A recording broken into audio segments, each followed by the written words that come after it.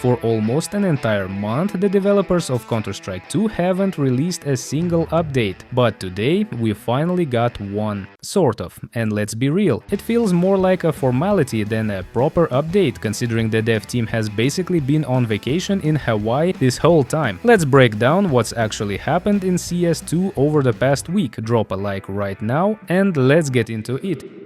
I'd love to say we're starting off with a massive changelog, but nope, there wasn't even an official changelog for this update. The only thing that really happened was the removal of the Shanghai major capsule discounts. Valve announced back on April 17th that this would be the last week to grab those capsules, and right on schedule they pulled them from the store today. The Shanghai major tab is now gone from the main menu, although you can still find it in the past majors section. There hasn't been a video on the channel for a while, and honestly that's because nothing has been happening. The last real update came out back on April 1st, and yeah, it was a pretty big one, but since then Valve has been on their usual yearly trip to Hawaii, so there literally wasn't anyone around to push updates. Now that they're back, we've got this mini update, and with that out of the way, let's move on to some more interesting community news. Pro player Cooper mentioned that the map cache won't be officially released until after the Austin Major, according to some unnamed sources. Honestly, that sounds believable.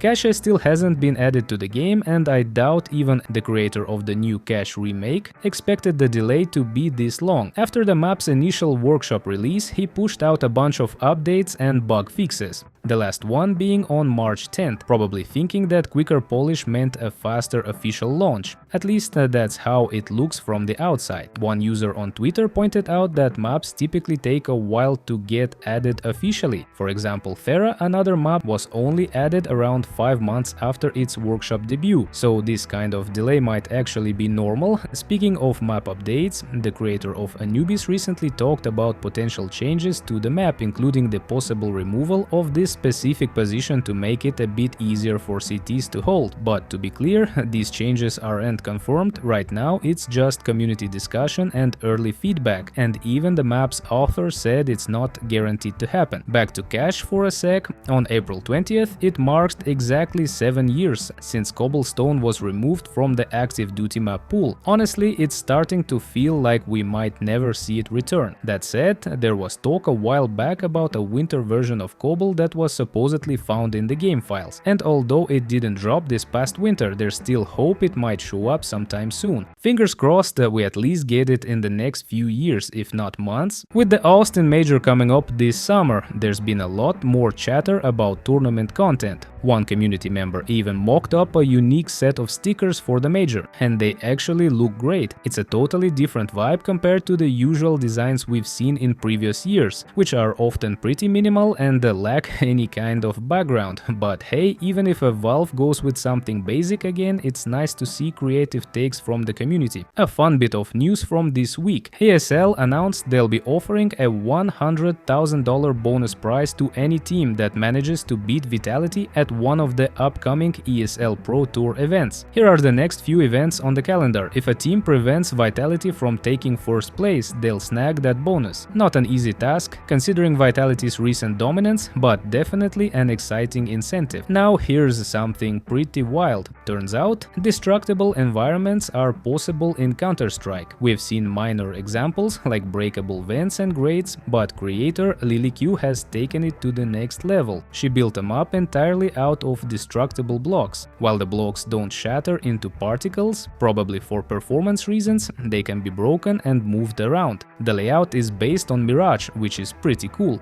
It's a completely new gameplay experience. LilyQ is one of the few workshop creators really pushing boundaries like these. I often highlight custom maps in my videos, and today I've got another one for you. Not just experimental, but a fully playable and competitive map called Canopy. It's not just a small map for wingman, it has 2 bomb sites and is built for full 5 versus 5 competitive matches. The map features rainy weather, which isn't super surprising anymore after the official Train remake, but it still creates a great atmosphere. The lush green environment also gives ancient or old Aztec vibes. With the right balance tweaks, this map might actually have a shot at entering the official map pool fun day. That's all for today's video. Thanks so much for watching all the way through. This has been Reveal. Don't forget to drop a like and subscribe if you haven't already. Good luck out there and see you in the next video.